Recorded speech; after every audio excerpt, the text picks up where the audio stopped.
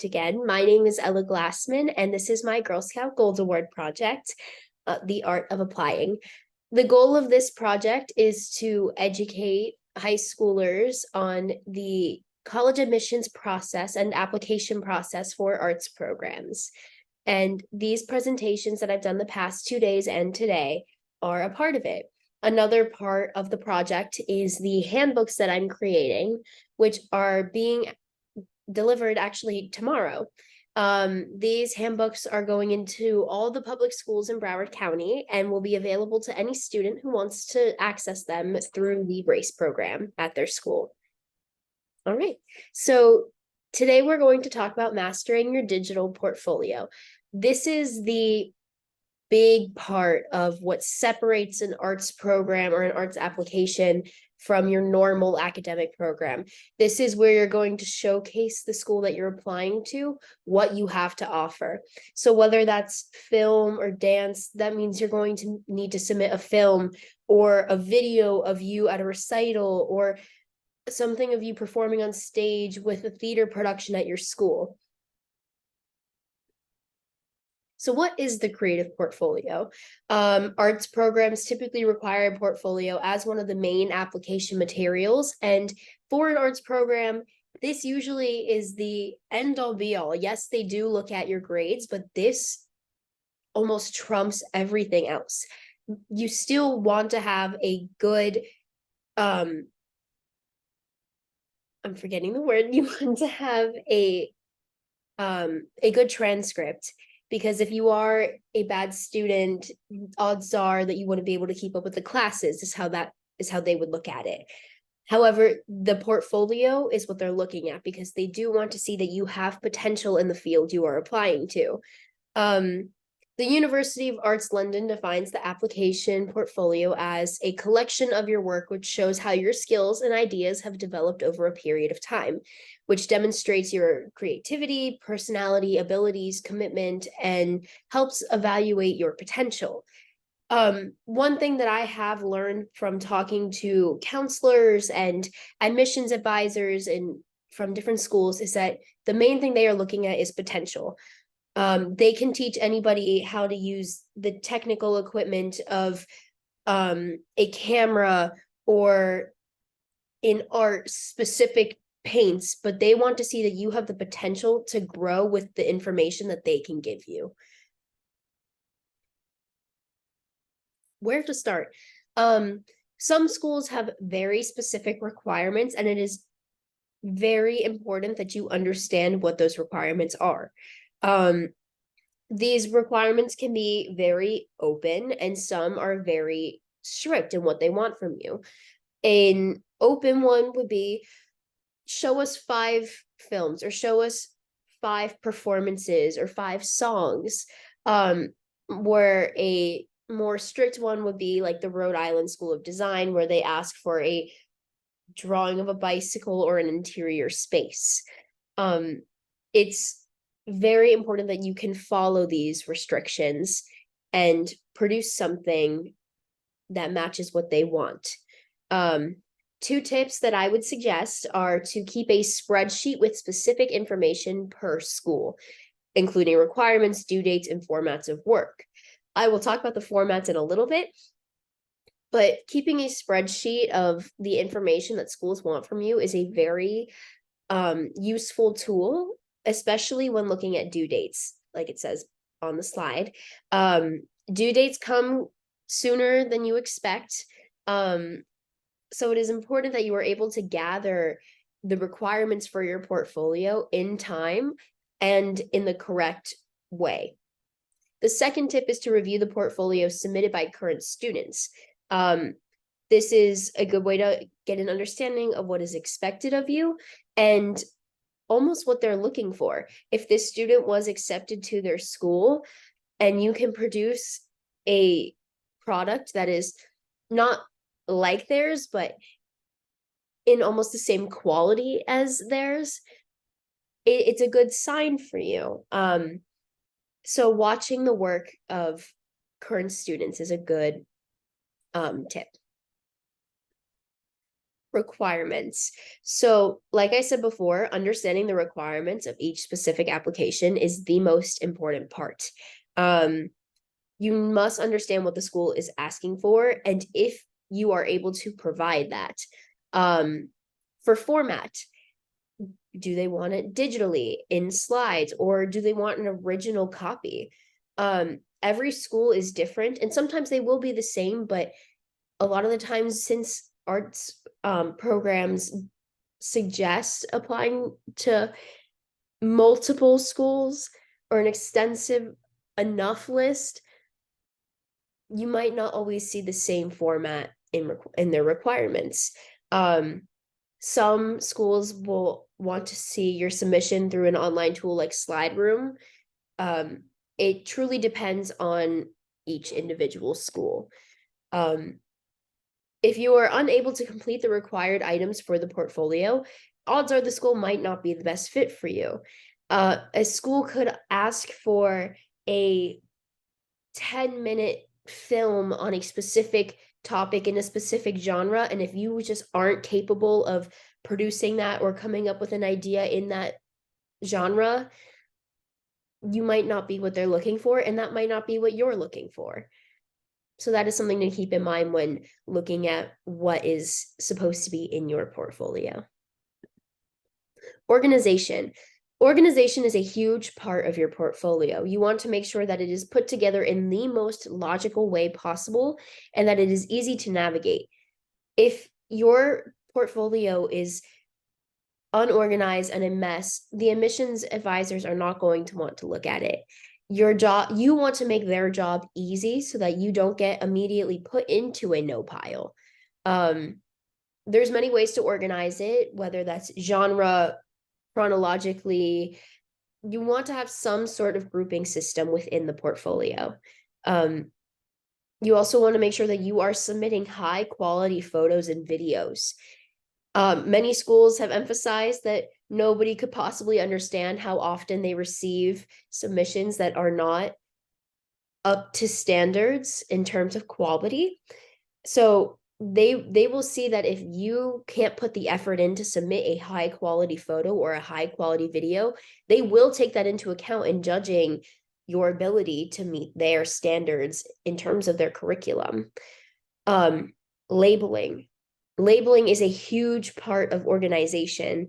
Many schools have specific requirements for labeling your pieces, whether that's details about the titles, dates, or materials used. They want to know all of it. And it goes back to keeping it in the most logical way possible. So once you open the requirements for that portfolio, organization and labeling, or the specific labels they want to see, is one thing that I would add to that spreadsheet that I suggested before. What are schools looking for? They want to see a range of work, and they want to see something with artistic skill, experience, creative ideas, and originality. They want to understand your personal voice and style. That is a little bit of a hard statement to understand. However, I just actually had an interview with an admissions counselor from Chapman University, and they explained that the personal voice and style is your way of explaining your unique passion and drive for your art. And they were also saying that it is very impressive to be able to put that passion into words on a paper, because many people are not capable of doing that. So the better that you can express your feelings towards your work, the better that your portfolio will turn out. They want to see a connection between your work and that clearly showcases your creativity, personality, and life experiences. If any of you were here yesterday for my presentation about the artist statement, they talked a lot about having an understanding of the context of the world and human emotions. This ties into that with your work, especially for things like art and film and theater. They want to know that you can translate your work into something that other people will understand and be able to make a personal connection to. Are you able to tell a story? The ability to be a storyteller and what kind of storyteller you are very important to the schools that you apply to. Are you able to put a deeper meaning in your storytelling? Um, they're looking for kids with potential. Um, like I said before, schools often say that they want people that have the passion and the potential to create something great with the materials that they give you. Context. Context is critical, which means that you need to explain what inspired your work. What was the role in the making, what was your role in the making of? This means if you were working on a film set, were you the director? Were you the cinematographer? Were you the sound editor? Were you lighting? And if you faced any challenges, how did you overcome them? They want to see how you are able to grow from a situation that might set you back and how you can take that and make your work better. If possible, you should be able to give context and meaning to every single item submitted in your portfolio. Editing. Do not be afraid to review your work. Personally, I am a huge perfectionist and I will sit and edit my work for hours upon hours upon hours until I just can't even do it anymore. And that's that is while it is a good trait to have, you want to be able to review it in a way that's less, it needs to be perfect, it needs to be perfect, and more, what can I do to make it better? You don't want to stress over quantity, quality over quantity. As long as you are able to meet the minimum submission pieces that they are asking for, it is all right. They would rather see less great pieces than multiple okay pieces. You want to avoid including cliches and what you think the school is looking for. You don't want to please the school. You want to show them who you are as an individual. You want something that will stand out because of, think of how many people are applying to this program. If you are following the formula that everyone else is, your portfolio becomes forgettable, which is not what you want. um, they want to see your editing process. One thing many schools will say, if you are in a program for film, for art, or if you're choreographing a dance, they want to see the behind the scenes process of this. So whether that's you behind the camera, you doing your sketches, anything like that, they want to see your creative process. Feedback. This is something that I personally struggle with, but it is okay to get feedback, and it is actually very much encouraged. Don't be afraid to get constructive criticism from others, especially a trusted adult or mentor. This helps you see your portfolio in a new light and from a different perspective. You might personally love a specific piece and think that you have to submit that because you love it, but someone else might think that you have something better to show. So one thing that I would suggest is to attend a portfolio review event. If you visit nationalportfolioday.com, they do schedule days where you can talk to, or where you can send your portfolio to someone that can give you this critical feedback and what you can do to improve. Make it your own. You want to include items that show off your strengths. This goes back to the comment, don't please the school, show off yourself. If you are a phenomenal oil painter, odds are you're going to send something in that area. They want to see what you are good at. Schools are evaluating your artistic potential. Because potential and creativity are hard to teach compared to picking the right color. Teaching technical skills is much easier to teach. What can you do to better your portfolio? These are all suggestions that I have taken and have actually found a lot of benefit from is to watch video essays about the history of your field. So whether that's film history, art history, dance history, there are all these videos on YouTube. And you just type in film history and a lot of things will pop up. Learn about the equipment professionals use in your field. As a film student, I have actually found this program in my county that allows us to check out professional film equipment and rent it for a week. And I have learned so much just from picking up a real film camera and using a tripod and using a boom mic. It truly does help, rather than just reading about it or watching a video. Practice simple exercises with the equipment that you would typically use. So for example, with the equipment that I use, I get a professional camera and I will take pictures of that with that. One exercise that was suggested to me was to take a series of photos that can tell a story. Because film is visual storytelling. And if you are able to do that in just a few simple frames, then you can do it through a longer video.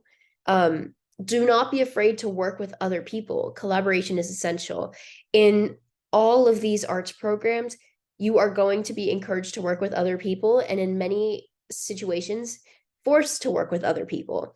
So it is very important that you have the ability to work with other people. And look at the work of professors and current students. If they are producing things that seem like something you would enjoy making or something you would enjoy learning about, that would show that the school could be a good fit for you. And also, if you are capable of doing something in that area, maybe that would be a good thing to submit to your portfolio. So that was all I have.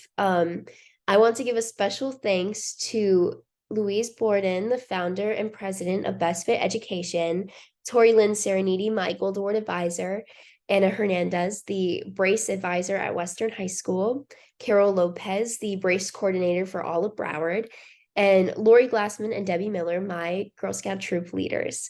Thank you all so much for your support on this Gold Award.